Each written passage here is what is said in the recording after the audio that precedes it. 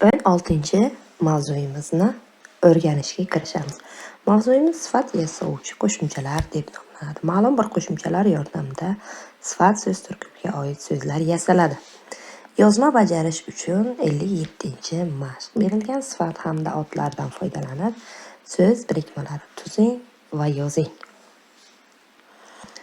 Qiz, shahar, diyor, bola, ot turkumi. Olim, yozuvchi, bino, inson, davlat, ot turkumi. Qolgan so'zlar sifat so'z turkumiga oid so'zlar. Ma'nodosh sifatlarning har biri bitta ot bilan bog'lana oladimi? Fikringizni misollar bilan asoslang. Chiroyli qiz, go'zal qiz, barno qiz, suluv qiz, dilbar qiz. Qiz so'zi barcha so'zlar bilan kirisha oldi. Shahar, chiroyli shahar bo'ladi, go'zal shahar bo'ladi, bardosh shahar bo'lmaydi. Suluv shahar bo'lmaydi, dilbar shahar ham bo'lmaydi. Diyor, chiroyli diyor, go'zal diyor, barno diyor bo'lmaydi. Suluv, dilbar diyor ham deya olmayman. Bola so'ziga e'tibor beramiz. Dilbar bola, suluv bola, barno bola, go'zal bola, chiroyli bola. Faqatgina chiroyli so'zi bilan birikmaga kirisha oladi. Buyuk olim, ulug' olim, katta olim, yirik olim barchasi bilan kirisha oldi. Yozuvchi, buyuk yozuvchi, ulug' yozuvchi, katta yozuvchi, yirik yozuvchi barchasi bilan bo'la oladi. Bino, buyuk bino, ulug' bino, katta bino, yirik bino. Bino so'zi katta va yirik, to'g'riroq katta so'z bilan birika oladi xolos. Endi baland bo'lsa u boshqa edi. Yirik bino, yirik u ham katta degan ma'noni bildiradi. Bilmadim, unchalik nazarimda yopishmadi. Inson, buyuk inson, ulug' inson, katta inson, yirik inson. Katta inson deganda ko'chma ma'noda qo'llaniladi. Qolgan 3 ta so'z bilan inson so'zi kirisha oladi. Davlat, buyuk davlat, ulug' davlat, katta davlat, yirik davlat barcha so'zlar bilan kirisha oldi. Keling endi ularni daftarimizga chiroyli yozuvlar bilan yozib olaylik. 58-mashqimiz yozma bajariladi. Rasmlarni diqqat bilan kuzating. Berilgan gaplar qaysi rasmlarga mos ekanligini aniqlang. Akobir chiroyli ko'z qorinlarini terib savatga soldi. A'lochi va tartibli javohir maktab tomon oshiqdi. Qattiq shamol barglarini to'kdi. Yomg'irli havoda Jamshid soyaboni bilan sayr qildi. E'tibor beradigan bo'lsak, rasmlarimiz faqat 2 va 3 gaplarimiz mavjud rasmlarda. Topshiriqning shartiga asosan sifatlarni topib, mana o'zak va qo'shimchalarga ajratdik. Qoidani o'rganib olamiz. Yodda tuting. So'z asosiga so'z yasovchi siz tor qo'shimchalarning qo'shilishi bilan sifat hosil qilinadi. Masalan, bilim, bilimli, o'quvchi, shakar, shakarsiz qahva, pul, puldor inson. Bilimli so'zda 2 ta so'z yasovchi qo'shimcha bor. Bilim va li. Biri ot yasovchi, biri fe'l yasovchi. Yozma bajarish uchun 59-mashqni ko'rib chiqamiz. She'rdagi sifatlarga so'rov bering, she'rni tahlil qiling. She'rdan nimani tushundingiz? Fikringizni izohlang, ko'chiring va sifatlarni belgilang. Ishonmasang, Tursunboy Adashboyev. Ma'nosi bir so'z nima? Soya bilan ko'lanka. Egizakdir hamisha aytishuvlar ulanka. Bilasizmi, aslida olis joyni der uzoq, baland yerni tepalik, qopqonni temir tuzoq. Quyosh, oftob, ko'cha, yo'l, erkalatib quyonni deydilar shalpang quloq. Ensiz qisqa, enli keng, jarlikchi, o'nqir kamar, nog'orasi qarchig'ay, oymoma shams qamar. Bir mazmunni anglatar, Chenov o'lchov daroz, qolgan so'zlarni yozib, muallimni qil rozi. Demak, berilgan she'r ma'nodosh so'zlar haqida ekan. E'tibor bering.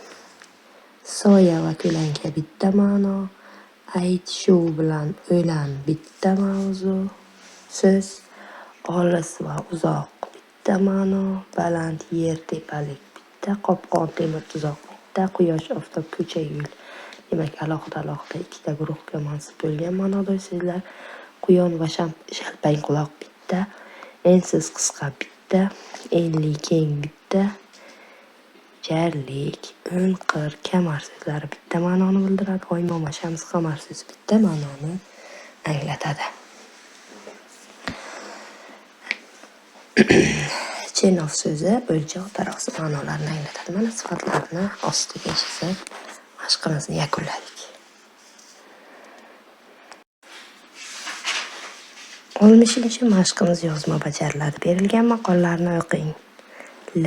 Dor, siz so'z yasovchilar yordamida hosil bo'lgan sifatlarni aniqlang va ko'chiring. Asos va qo'shimchalarni tegishlicha belgilang. Asosni ham belgilab olaylik. Demak, qara, qarov, keyin qarovsiz bo'lgan. Hisobli, tashla, tashlan bo'lgan. Dutor so'zi, yomon so'zi, odob so'zi. Demak, mana 60-mashqimiz. O'z nihoyasiga yetdi. Demak, 1, 2, 3, 4, 5, 6 ta so'zimiz sifat turkumiga oid va ular so'z yasovchilar yordamida yasalgan.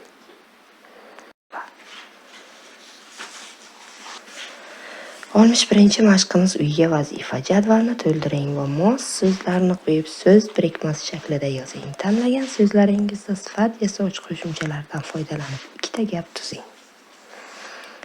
Bil, bilim, bilimdon, aqlli, tadbirkor, tartibli. Mana gaplar ham tuzdik. Namuna odobli o'quvchi deb berilgan ekan. Birikmalarni daftaringizga yozib oling. Bilimdon o'quvchi, aqlli o'quvchi, tadbirkor o'quvchi, tartibli o'quvchi. Ikkita gapimiz ham tayyor bo'ldi. 62-mashqimiz yozma bajariladi. Mashqning sharti bilan tanishamiz. O'qing. Dor, siz so'z yasovchi qo'shimchalar yordamida hosil bo'lgan sifatlarni aniqlang va ko'chiring. Demak, faqat o'sha hosil bo'lgan sifatlarni ko'chirib olishimiz kerak bo'ladi.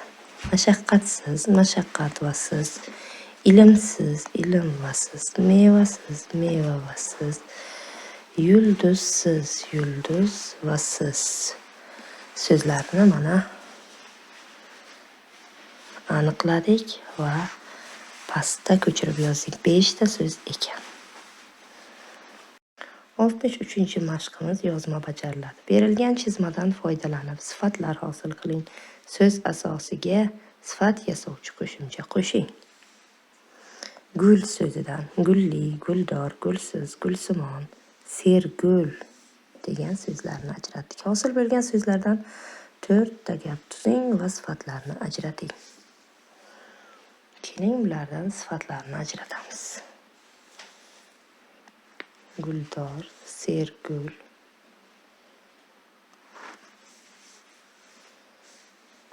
gulsiz.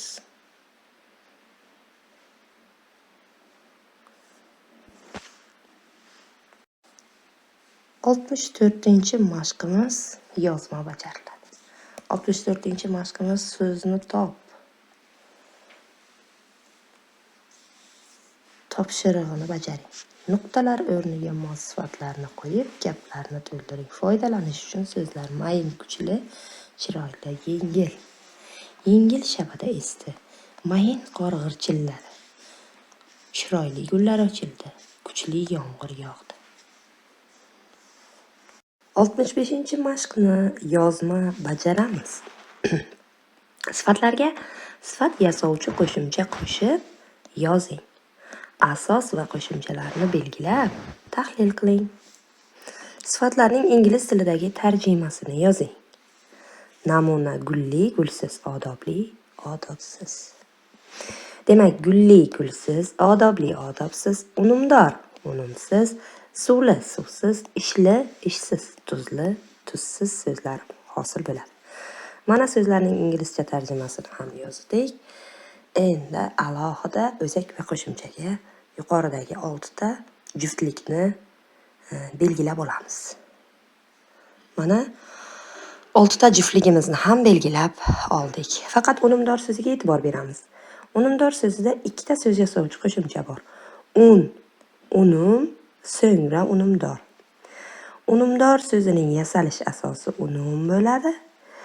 Endi unmoq fe'lidan unum ot yasalgan, otdan yana sifat yasalgan ekan. Uyga vazifa 66-mashq. Otlardan sifatlar hosil qiling. So'z yasovchi qo'shimchalarni namunada ko'rsatilganidek belgilang. Namuna maza-mazali. Demak, bizga mana ot turkumiga oid so'zlar berilgan. Ulardan sifat yasovchi qo'shimchalarni qo'shib, so'z yasovchi qo'shimchalarni qo'shib, yangi sifatlar hosil qilishimiz lozim. Mana barcha so'zlarimiz tayyor va ularning so'z yasovchi qo'shimchalari ham chizilgan.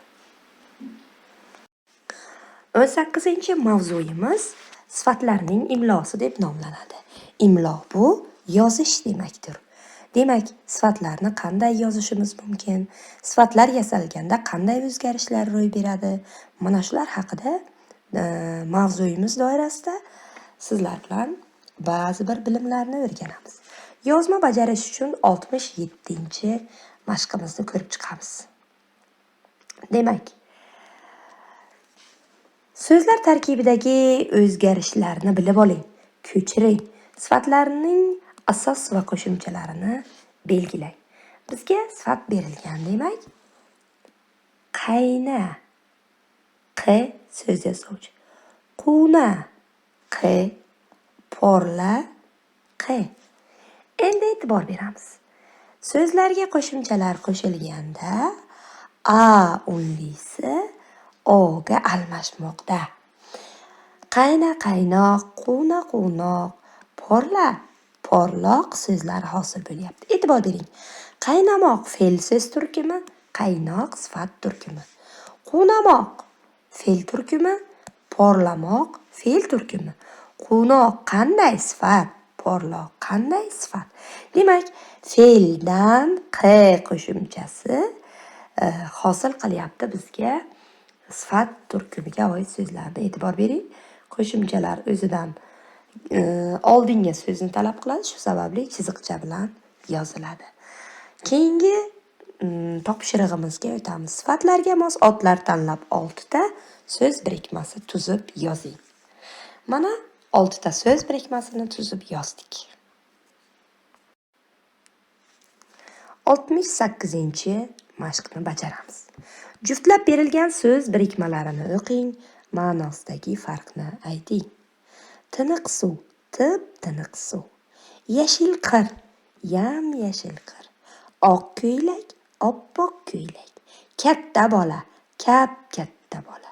Qizil mato, qip-qizil mato. Pushti gul, och pushti gul. Sariq barg, sarg'ish barg. Qora sandiq, qop-qora sandiq. Endi e'tibor beramiz belgining darajasiga. Oddiy daraja, tiniq, oddiygina. Tip-tiniq, orttirma daraja. Demak, belgi me'yordan ortiqligini bildiradi. E'tibor bering. Xo'sh.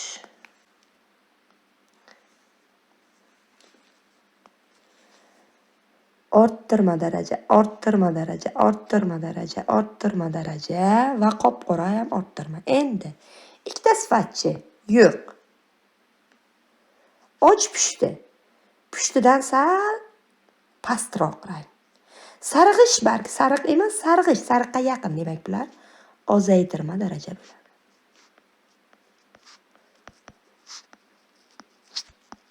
Belgining me'yorda ekanligi oddiy daraja.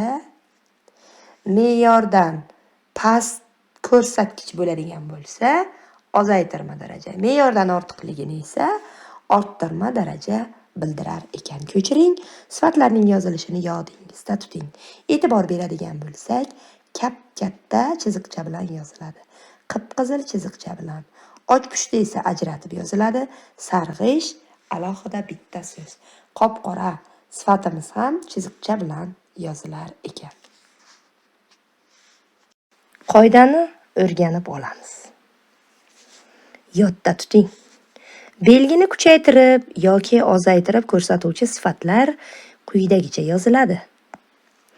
To'ppa-to'g'ri, sap-sariq. Demak, chiziqcha bilan yoziladi. Qo'shib yoziladi oppoq, ko'kimtir. Ajratib yoziladi to'qqizil, och pushti. 69-mashqimiz yozma bajariladi. Qay? Sifat yasovchi qo'shimchasi orqali fe'ldan sifat yasab gaplar tuzing.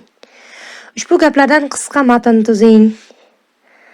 Tarqa, tarqoq, quvna, quvnoq, qayna, qaynoq.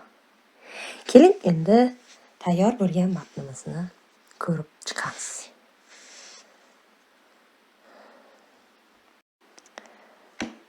Yetmishinchi mashqimizni bajaramiz. Topishmoqlarni o'qing, sifatlarni o'zi bog'langan so'z bilan yozing. Shirin sifat, qip-qizil sifat, yumaloq sifat, sapsariq sifat, xo'sh, oltin sifat, silliq sifat, qizil, ko'k sifat. Endi bular bog'langan so'zlar bilan birga yozishimiz lozim bo'ladi. E'tibor beramiz. Xo'sh, shirin osh, qizil tosh. Ikkinchi topishmog'imizda muammomiz bor. Sababi alohida kesimlik ko'rsatkichga ega. Yumaloqdir, oy emas. Yumaloq nima? Yumaloq so'zi o'zi mustaqil holatda yagona bo'lib turibdi. Sapsariqdir, moy emas. Nima? Nimaligi ma'lum emas. Faqat kesimlik ko'rsatkichi ma'lum. Shu sababli yumaloq va sapsariq so'zlari mana shu topishmoq tarkibida boshqa so'zga bog'langan emas. Qolgan so'zlar mana. Qizil ich, mana ichi qizil deyilgan, qizil ich bo'ladi. Qolganlarini mana 70-mashq belgilab oldik. 71-mashqimiz yozma bajariladi. Bosh qotirma savollariga javob yozing. Birinchi. Chdan oldin kelsa gul, dordan oldin kelsa gul. Qaysi so'z hosil bo'lar? Ayting, buni kim bilar? Gulchi va guldor so'zi hosil bo'ladi. Tuzli, tuzsiz, tuzla, tuzlar. Topingchi qanday so'zlar? Asosdosh so'zlar. 72-mashqimiz uyga vazifa. Maqollarni o'qing, so'roqlar yordamida sifatlarni topib o'zi bog'langan so'z bilan birga ko'chiring. Qanday? Yaxshi, yomon, yaxshidan, yomondan, dono, nodon, yomon, dangasa, halol, lazzatli, to'g'ri, egri. Endi o'zi bog'langan so'zlar bilan mana yozib oldik. 72-mashqimiz o'z nihoyasiga yetdi.